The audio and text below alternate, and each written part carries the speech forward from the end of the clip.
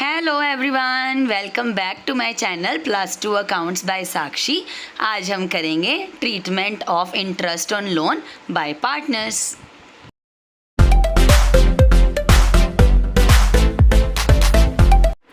हमारे पास दो तरह के एग्रीमेंट्स होते हैं। एक होता है हमारा रिटन एग्रीमेंट, जिसमें हम पार्टनरशिप डीड बनाते हैं, और दूसरा होता है हमारा ऑरल एग्रीमेंट। और अगर आपके पास रिटन एग्रीमेंट है तो जितने परसेंट रिटन एग्रीमेंट में एग्रीड होगा उतने ही परसेंट हम इंटरेस्ट ऑन लोन देंगे पार्टनर्स को। जैसे सपोज करो, अगर मैंने 9% बोला है, या फिर हमने 10% या 11% या 12%, जो भी हमने पर एनम सपोज किया है, हम उसी के अकॉर्डिंग इंटरेस्ट ऑन लोन देंगे पार्टनर्स को। दूसरा आता है ऑरल एग्रीमेंट। अगर ऑरल एग्रीमेंट है, मतलब पार्टनरशिप डीड नहीं है हमारे पास, तो उस केस में हमने किया था कि जो इंटरेस्ट पार्टनर्स को दिया जाएगा उनकी लोन अमाउंट के ऊपर, वो 6% पर एनम होगा, as to Indian Partnership Act. हम लिख लेते हैं as to Indian Partnership Act 1932 के अकॉर्डिंग।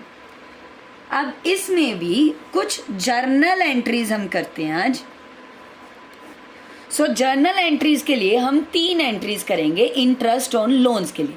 पहली एंट्री, क्योंकि मैंने बोला था कि हमने 6% पर एनम इंटरेस्ट देना है, या फिर जितना भी हमारा एग्रीड है उतना इंटरेस्ट देना है, तो उस केस में पहली एंट्री आएगी जब इंटरेस्ट अमाउंट ड्यू होगी at the end of the year. अब जब इंटरेस्ट अमाउंट ड्यू होती है तो उसमें 2 चीजें आते हैं। पहली चीज कि हम या तो इंटरेस्ट उसी टाइम पे कर रहे हैं, दूसरी चीज कि इंटरेस्ट ड्यू तो हो गया है लेकिन मैंने अभी पे नहीं करना। तो उस केस में क्या होगा? पहली एंट्री, अगर मैं इंटरेस्ट अकाउंट उसी टाइम पे कर रही हूँ तो उस केस में, क्योंकि मेरा इंटरेस्ट एक्सपेंस है, तो एक्सपेंसेस के लिए हमने किया था कि debit all expenses and losses, credit all incomes and gains. तो जो इंटरेस्ट है वो हमारा एक्सपेंस है, इसलिए जर्नल में इसको डेबिट किया जाता है।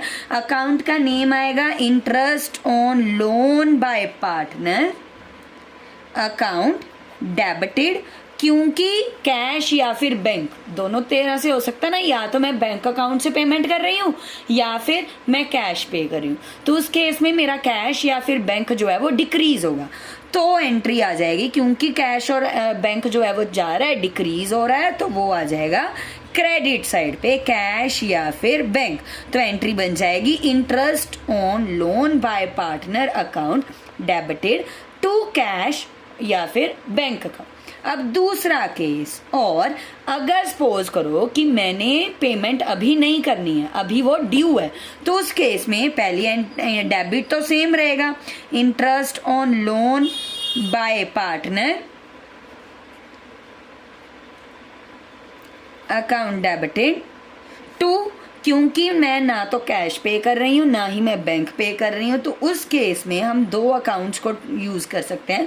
पहला अकाउंट आ सकता है loan by partner account credit side में, या फिर हमारा इंटरेस्ट आउटस्टैंडिंग अकाउंट। आपकी मर्जी है, आप किसी भी अकाउंट को शो कर सकते।